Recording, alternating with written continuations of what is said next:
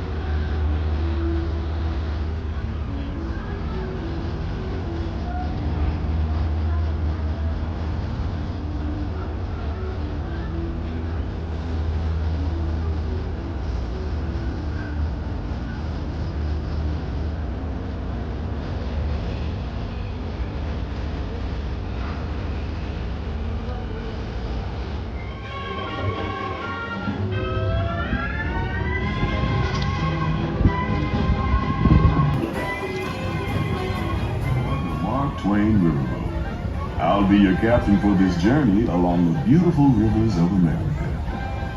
Just a few reminders to keep us all safe during our trip. Please do not sit or climb on the outside railings, and be sure to watch your children.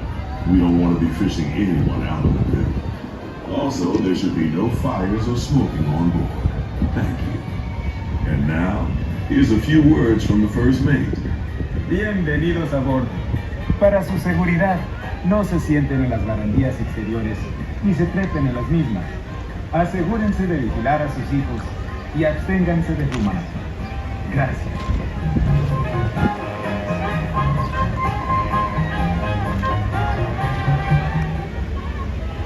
Secure all cargo!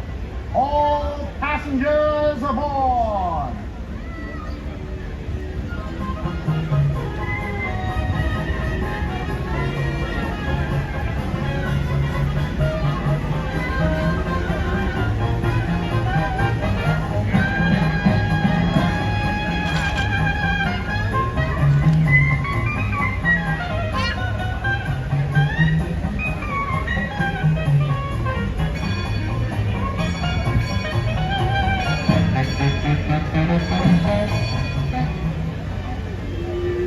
Bowman, cast off bow line.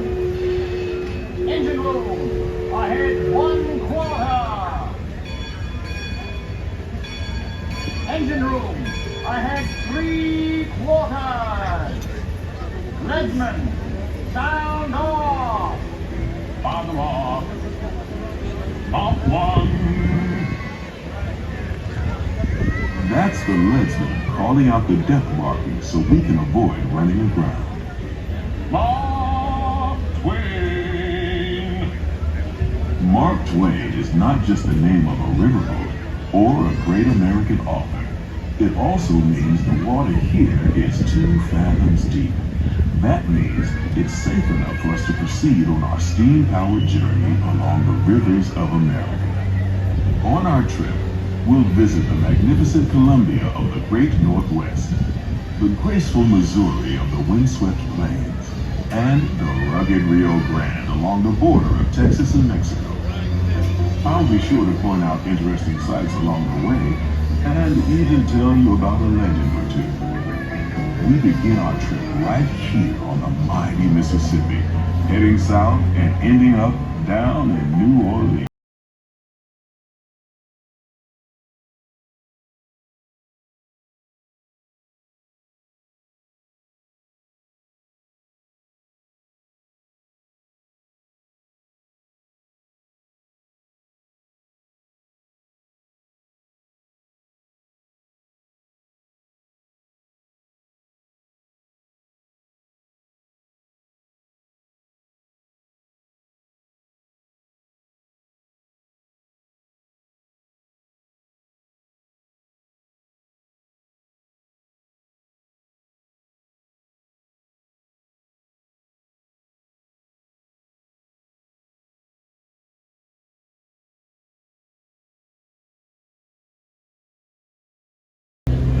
New Orleans is rich in history, music, good food, and ghost stories. One of those stories involves the old mansion you see over there on the hill.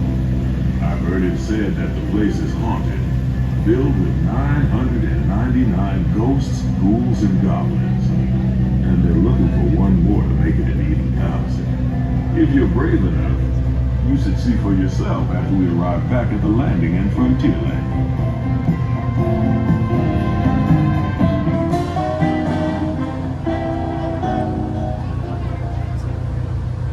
We're now passing Fowler's Harbor.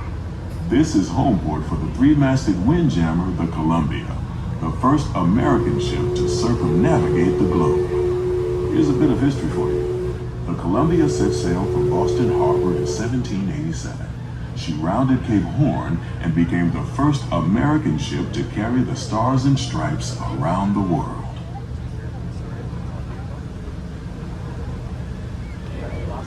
Beyond those levee walls on the port side is the Bayou, future home of Tiana's Bayou adventure.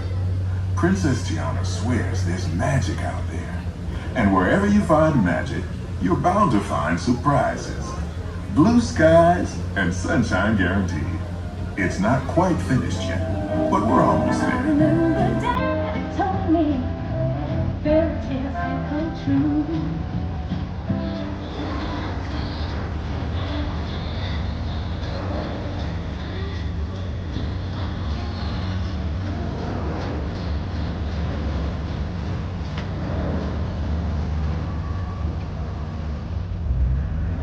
While you're in Critter Country, you might want to grab a paddle and try your hand at the Explorer canoes. You can work up a real good sweat rowing one of those around the river. Me, I'll take the comfort of the Mark Twain Riverboat any day.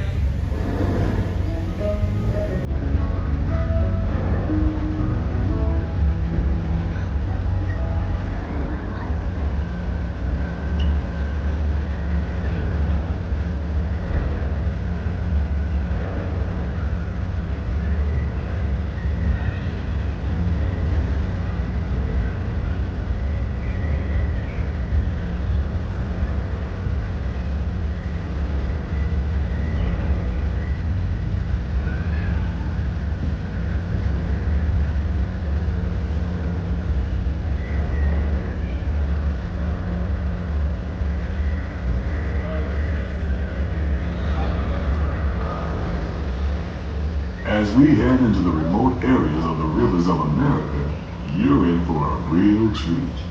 I've been navigating these parts for years now, but I never get tired of taking in the breathtaking beauty of the Columbia River. The majestic trees, the stunning rock formations, the cascading waterfalls, the moose, deer, and elk along the banks. It's all so magnificent and so peaceful.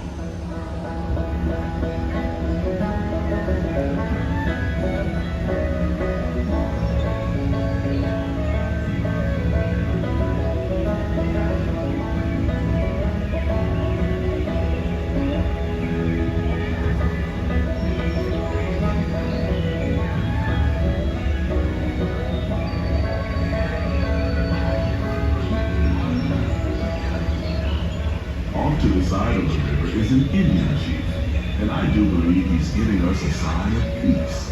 That means we're all clear as we head up the Missouri River to the home of the Plains Indians.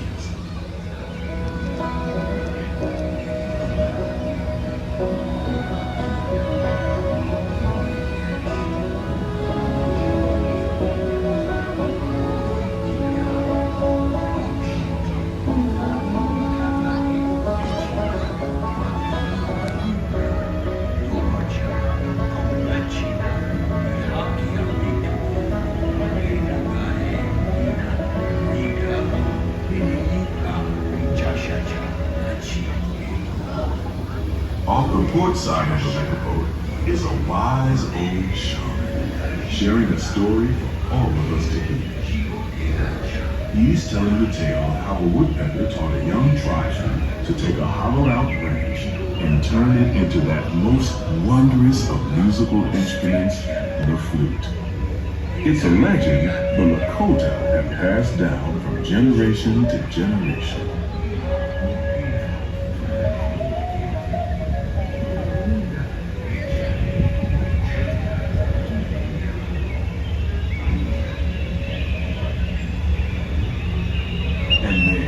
Just beyond the shaman is a tribe of Plains Indians setting up their camp along the banks of the river. They'll be here for a few months and then move on. As we continue our journey, keep a close eye on the riverbanks. There's a good chance we might catch a glimpse of moose, mountain lions, and other wildlife.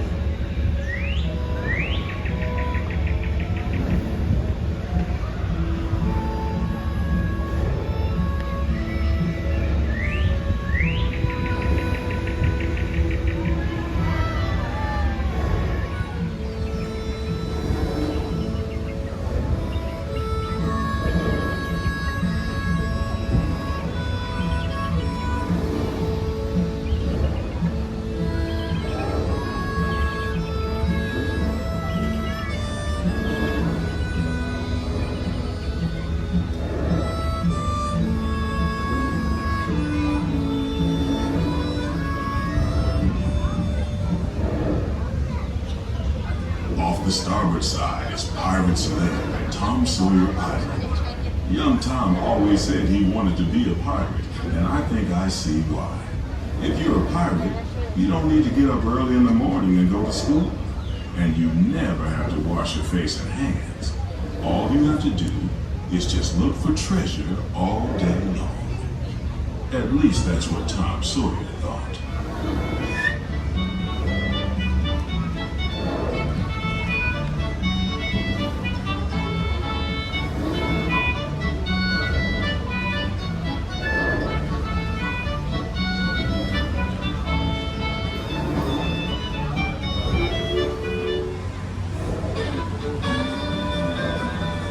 We're now heading back into civilization along the Rio Grande.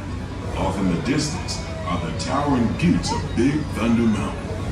Rumor has it that the railroad built to haul gold out of the mountain has been seized by supernatural forces, and they've turned the mining trains into the wildest ride in the wilderness. Of course, that may be just another legend of the river. Just ahead is the Frontier Landing, where our journey ends. On behalf of our entire crew, I'd like to thank you for booking passage on the Mark Twain Riverboat. At this time, we ask that you prepare to disembark. If you're on one of the upper decks, please make your way down to the first deck. The stairways to the right side and the back of the boat may offer the quickest and easiest route. We hope you enjoyed your voyage with us and that you'll visit us again real soon.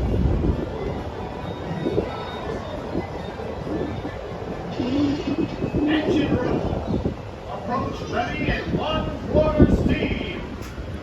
Man the bow line. All passengers, stand by